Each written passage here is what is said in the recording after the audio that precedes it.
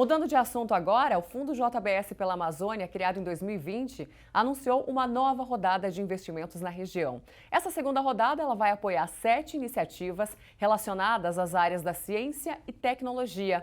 E agora a gente vai saber mais detalhes sobre esse assunto com a Andréia Azevedo, que está aqui conosco ao vivo nos estúdios e que é diretora de programas e projetos do Fundo JBS. Seja muito bem-vinda aqui ao Planeta Campo. Obrigada, muito obrigada, já. A gente que agradece.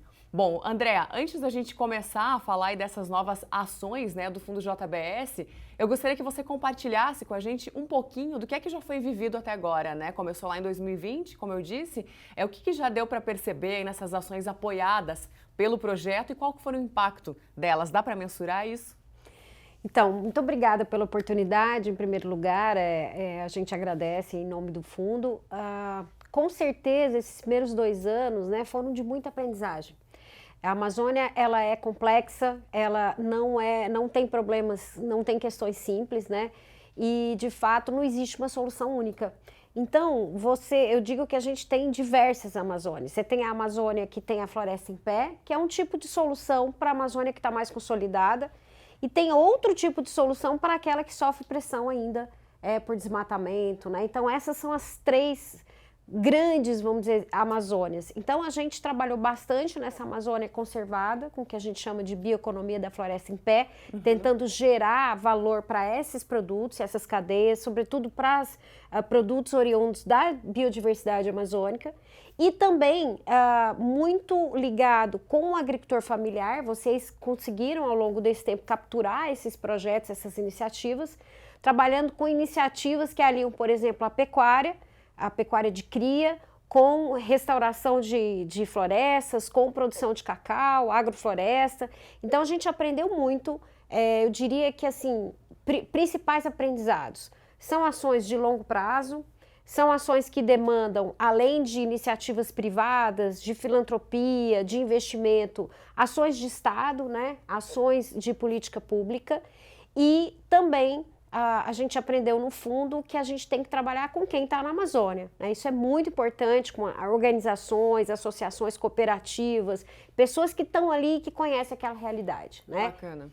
É bacana, André? Como você falou, quando você dá oportunidade, emprego e renda para as famílias que estão lá, você acaba resolvendo uma outra série de problemas, que existem nesse tipo de local, Ainda mais que a gente está falando de um lugar gigante, Agora falando, dessa segunda rodada de investimentos, que a JBS anunciou, a gente vai ver aqui no telão as 7 iniciativas que o Fundo JBS vai apoiar. Então, conta pra gente, A gente está vendo aqui Corredor Sustentável de Cacau, Inova Amazônia, Geoflora, Projeto Pirarucu Sustentável, Mãos Indígenas, Proteínas da Amazônia, Bioplástico da Amazônia. Então, 7 projetos aí bem diferentes entre si, E todos eles com uma importância, assim, absurda. O que é que vocês esperam alcançar a partir dessa segunda rodada, a partir dessa série de projetos? O nosso desafio enquanto na Amazônia, primeiro você tem que gerar renda, você tem que trabalhar com essas cadeias que preservam a biodiversidade, a floresta, Essas reduzem os gases de estufa. Então, todos esses projetos, não todos, mas a maioria deles, perpassa o que a gente chama de ciência e tecnologia, principalmente tecnologias que podem virar negócios e, de fato, ativar essas cadeias. Então, o que a gente buscou nessa carteira, claro que não são todos ligados à ciência e tecnologia, por exemplo, o projeto Inova Amazônia, para citar algum exemplo, ele vai trabalhar com 6 pesquisas, com 6 cadeias ou resíduos dessas cadeias que possam gerar novos ingredientes, que hoje a indústria está ávida, por exemplo, para ter ingredientes mais naturais. Hoje, o que a gente escuta o tempo todo? Eu quero comer um alimento mais saudável, mais natural. Então, a gente tenta fazer essa aliança. Conseguir produtos que são oriundos dessa biodiversidade, que geram renda para as comunidades que estão ali, trabalhar para que a indústria ajude no consumo desses produtos, mas aí no meio tem a ciência, tem a tecnologia. Então, esse tipo de ligação, digamos assim, que o fundo tem buscado fazer. A mesma coisa o bioplástico. Então, essa iniciativa do bioplástico é muito interessante. Você tem 2 cooperativas que vão trabalhar, que vão pegar hoje um resíduo que elas jogam fora, que é o invólucro da castanha do Pará, o castanha do Brasil, e elas o bioplástico vai ser utilizado através disso e resíduos de madeira para uma indústria que já está ali na Zona Franca de Manaus. E se isso funcionar, a partir desse gradiente, desses resíduos, isso é o que a gente chama de economia circular, né? A gente vai, então, ter uma geração de renda para as comunidades que não tinham desse subproduto, fazer com que a gente consiga ter um novo produto na Zona Franca de Manaus, gerando emprego na região, e, de fato, essa tecnologia pode se expandir para todas as outras áreas, porque são embalagens de...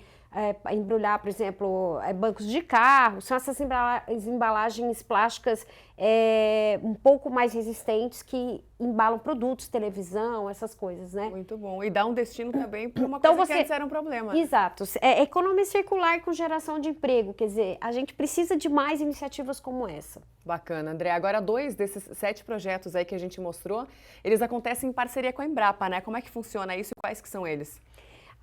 O ano passado a gente assinou um acordo geral de colaboração para a Embrapa. A Embrapa é uma grande empresa pública de pesquisa brasileira, colaborou muito, né, com o agronegócio já no Brasil e tem também um espaço enorme para colaborar com a bioeconomia.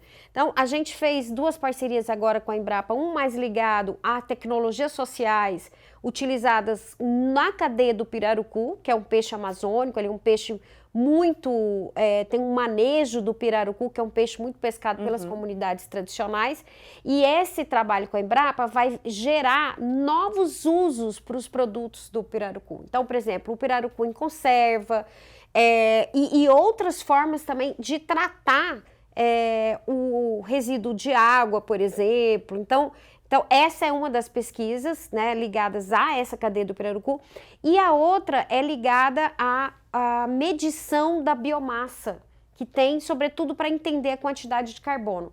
Hoje, não sei se você sabe, mas para você fazer um projeto de carbono, medir a biomassa, você precisa de in loco medir isso, medir as árvores e tal. Então, a gente está fazendo uma automação, junto com a Embrapa do Acre, para que essas árvores e essa biomassa seja medida por satélite, usando drones. Então, assim, é bem disruptivo mesmo, muito, né? Bom. Então a gente está olhando desde a pesquisa mais aplicada com as comunidades até também potenciais pesquisas que trabalham a biomassa amazônica.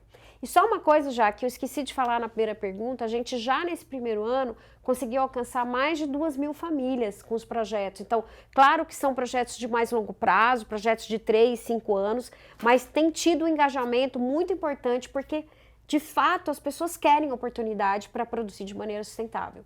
Muito bom. André Azevedo, do Fundo JBS, pela Amazônia, obrigada pela sua participação aqui conosco e parabéns aí por ajudar a incentivar, né, iniciativas tão importantes como essa. Obrigada. Muito obrigada.